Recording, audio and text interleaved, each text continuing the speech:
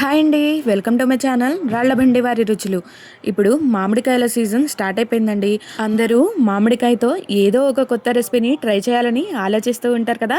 అయితే నేను చెప్పే ఈ రెసిపీ మీరు ఒక్కసారి ట్రై చేసి చూడండి. ఈ రెసిపీ చేయడం చాలా తేలిక.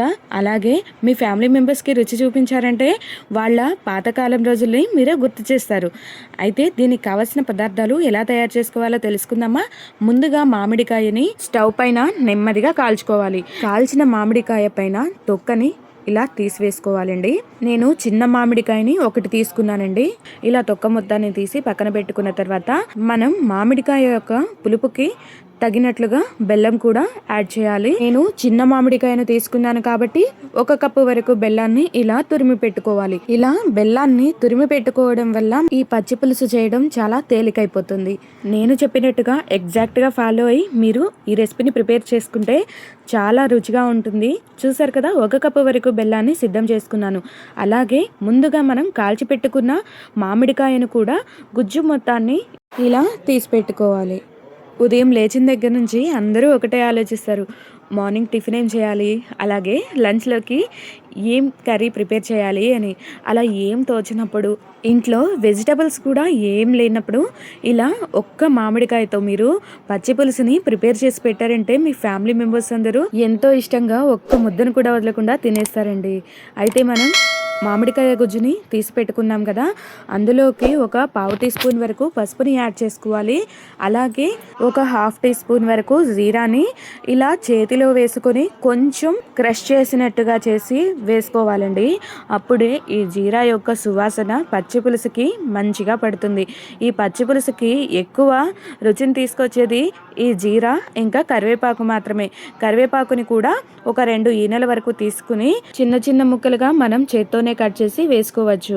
ఈ కరివేపాకు సువాసన కూడా పచ్చి పులుసుకి చాలా ఇంపార్టెంట్ అండి. ఈ పచ్చి పులుసుని చాలా తక్కువ ఇంగ్రీడియంట్స్ తో చాలా త్వరగా ఈజీగా చేసుకోవచ్చు. మీరు కూడా ఒకసారి తప్పకుండా ట్రై చేయండి. ఇప్పుడు ఇందులోకి 1 స్పూన్ వరకు సాల్ట్ను కూడా యాడ్ చేద్దాం. అలాగే మనం ముందుగా 1 కప్పు వరకు బెల్లాన్ని తురిమి పెట్టుకున్నాం కదా, అది కూడా యాడ్ చేసుకుందాం. ఇలా తురిమి పెట్టుకోవడం వల్ల మనం చేసుకునే ఈ పచ్చి పులుసు ప్రాసెస్ చాలా ఈజీగా అయిపోతుంది. ఇందులోకి కారాన్ని మనం యాడ్ చేయమండి. ఎండుమిర్చిని స్టవ్ పైన కాల్చుకొని మీ రుచికి తగ్గట్టుగా మీరు యాడ్ చేసుకోవచ్చు. నేనైతే ఒక పెద్ద ఎండుమిర్చిని స్టవ్ పైన కాల్చుకున్నాను. అదే కొంచెం క్రష్ చేసి మనం ఇందులో వేసుకోవాలి. ఇప్పుడు ఈ ఇంగ్రీడియంట్స్ మొత్తం కలిసే విధంగా ఒకసారి ఇలా కలుపుకోవాలి. మొత్తం ఆల్మోస్ట్ కలిసిపోయిందండి. ఇప్పుడు ఇందులోకి ఇంకొంచెం ఫ్లేవర్ని యాడ్ చేద్దాం.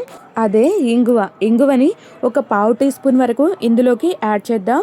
ఈ ఇంగువ కూడా ఈ పచ్చి పులుసుకి మంచి ఫ్లేవర్ని తీసుకొస్తుందండి. ఇంగువని కూడా యాడ్ చేసిన తర్వాత ఒకసారి ఇలా కలిపి పెట్టుకోవాలి. అలాగే ఇందులోకి 1/2 లీటర్ వరకు వాటర్ని కూడా యాడ్ చేసుకుందాం. ఈ పచ్చి పులుసు అనేది చాలా ట్రెడిషనల్ అయిన రెసిపీ అండి. ఇది పెద్దవారు ఒక్కసారి రుచి చూసారంటే వాళ్ళ పాత మెమరీస్ని గుర్తు చేసుకుంటారు. అలాగే చిన్న పిల్లలైతే తీయగా కారంగా ఉంటుంది కాబట్టి ఇది సూప్ లాగా ఇష్టంగా తాగుతారు. పిల్లలు చాలా ఇష్టపడతారు ఈ రెసిపీని.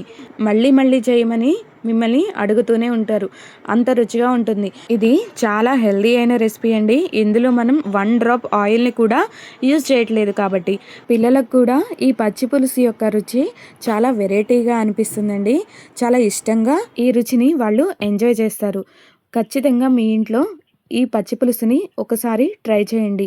మీ ఫ్యామిలీ మెంబర్స్కి రుచి చూపించండి. ఈ వీడియో మీకు నచ్చినట్లయితే లైక్ చేయండి, షేర్ చేయండి, కామెంట్ చేయండి.